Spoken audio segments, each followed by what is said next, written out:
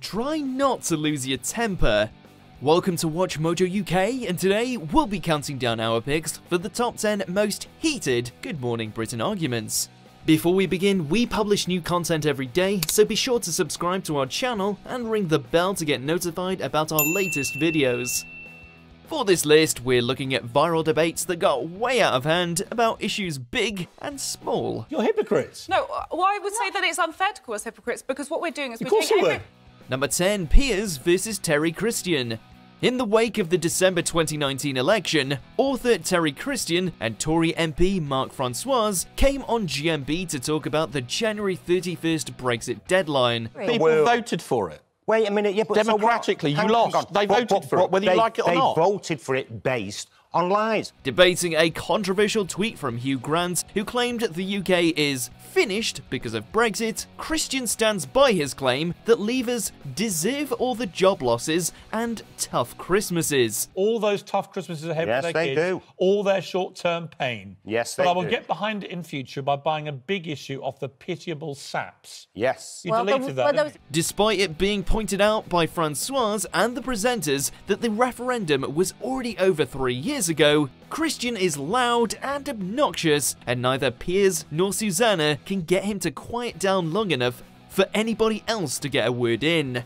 His bad attitude made for a disappointing item all round. What are you going to say to the people who've already lost their jobs? What are you going to say to the Honda You know what? I'm not going to wish people dead. I'm not going to wish people dead. Number 9, plus-sized controversy.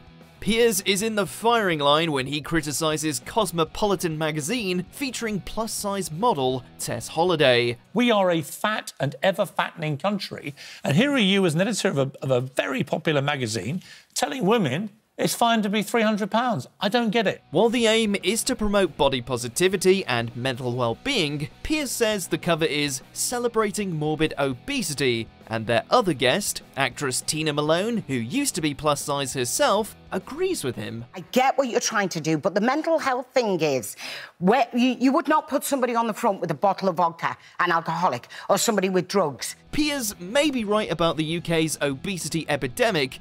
Farah Storr, Cosmo's editor, is also right that body image in young girls and women is something that needs to be tackled. It's clear that if there is a solution to this problem, they're not going to get there here, as they frequently resort to shouting over each other. You put it on the cover of your magazine and you're not saying be like that. She's a very beautiful girl. Number 8, Skeena Rathor. This interview already gets off to a fiery start, with Piers presenting various clips of the Extinction Rebellion climate protesters. I don't know what they're doing. I don't hear any protests. I just hear people having a great old party. But it just gets messier and messier as Piers grills Extinction Rebellion co-leader Skeena Rathor, especially when she refuses to answer whether or not she has a TV. Have you got a TV at home? Can you tell me the Sorry, point hang on, just answer my question. Clearly unable to answer the question, Piers takes it one step further by telling her she needs to give up a variety of daily commodities in order to prove that she really practices what she preaches. Get rid of the TV, get rid of all the laptops, get rid of the computers, get rid of the cars, get your bikes for you and your kids to the school. Start practicing what you preach. Number 7, Gillette. In the wake of 2019's incredibly controversial Gillette advert, a particularly intense interview, which Piers says is part of a war on masculinity, aired on GMB. I have a problem, a real problem, with what I believe to be this new kind of war on masculinity. While one guest, Harriet Minter, said she believes the advert showed men at their best, Piers and Peter Lloyd disagreed.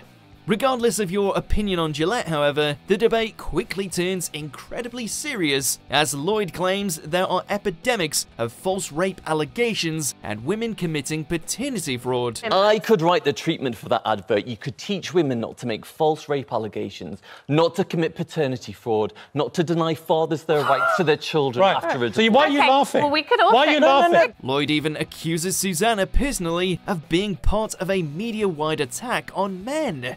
It's clearly an ideological divide too wide for breakfast TV to bridge in 10 minutes. I might switch. I've been with Gillette over 30 years. I'm so incensed by this, I might actually switch. Number 6, militant veganism. In December 2018, a group of vegan activists staged a viral protest in a supermarket in Brighton. They held up placards and plates covered in blood to prevent shoppers from purchasing any meat. Everyone has a right to their opinion, but actually stopping people from buying their Christmas turkeys got them enough attention to get on GMB. Piers wastes no time in asking whether the activists eat bread, stating that millions of animals are destroyed in order to preserve the crops that go into making it. When you eat your bread, you know it involves the slaughter of animals. To me, there's absolutely no ideological difference between my decision-making when I eat my steak and yours when you eat your bread. Eventually, it's up to Susanna to try and guide the conversation so that they can explain their perspective, accusing Piers of deliberately misunderstanding, but that's not enough to stop Piers from backing down from this argument. If you want to protest against meat eaters, come to my place with your placards and your music and we'll have a proper chat, because I'll be there with my meat lovers and we'll be responding fire with fire. Number 5. Percy Pigs.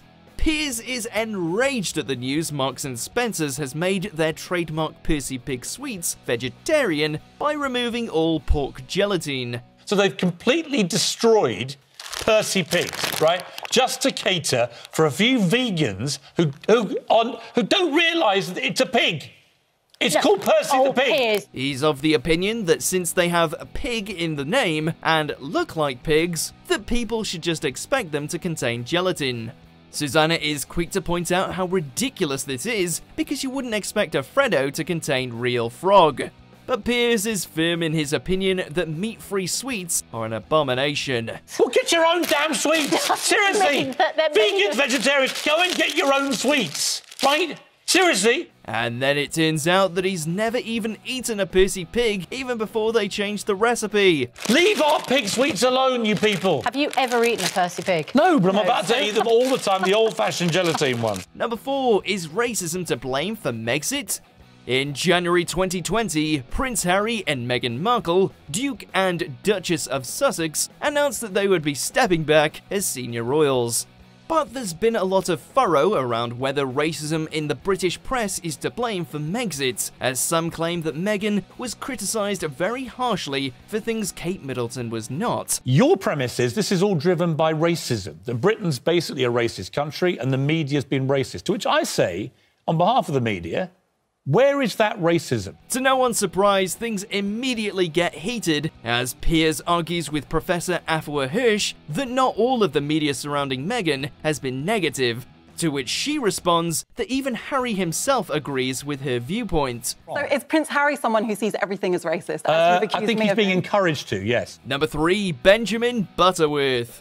Gender is a hot topic in the media, and especially in the Good Morning Britain studio. So much so that after frequent clashes with activists, a petition was launched to get Piers Morgan sacked for frequently mocking non-binary people. You make fun of them, you use them as entertainment, you use the lives of real people in this country, a vulnerable minority, as something to make fun of and get a reaction. Benjamin Butterworth comes on to explain the reasons behind the petition, and Piers defends his right to identify as a two-spirit penguin. Then I'm entitled to identify as a two-spirit penguin. But trans commentator India Willoughby is firmly on Piers' side, even saying she no longer identifies with the word transgender because people like Butterworth, who isn't trans or non-binary himself, have given gender activists a bad name. I no longer, do you know what? I no longer identify as trans because it's become so embarrassing because of people like you and what you champion. Oh, India. I'm ashamed of it. Number 2, the Churchill debate.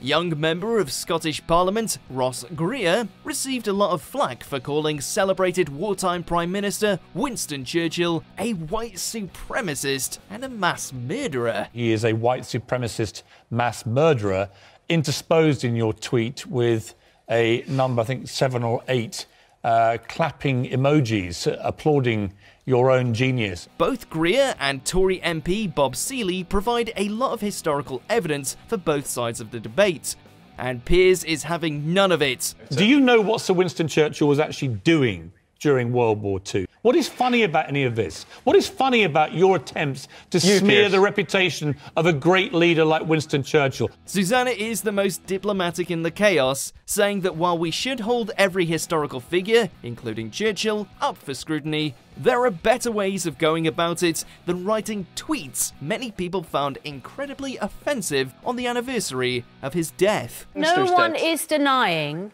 that every historical hero should be scrutinised. But the use of the language is so offensive. Number 1, Ash Sakura. When Donald Trump finally made his first official visit to the UK in the summer of 2018, there were large protests across the country. Radical left-wing journalist Ash Sakura was one of the guests brought on to talk about this, airing her support for the march. I think the reason why the protests against Trump are so much bigger is precisely because America is supposed to be our greatest ally. Piers spends most of the segment trying to get Ash to tell him how many immigrants were deported by the Obama administration, despite her repeatedly saying she doesn't know the figure. Ash, at the border, give me any which number. Obama did not do, will be reunited with their families. Do you think it's 10,000, 20,000? What do you think? Listen, I told you I don't know. What more do you want from me, Do you think it's thousands? What do you think? The interview unsurprisingly ends with neither side backing down from their arguments, with Sakura calling Piers an idiot. He's not my hero. I'm a communist, you idiot. Do you agree with our picks? Check out this other recent clip from WatchMojo UK and be sure to subscribe and ring the bell to be notified about our latest videos.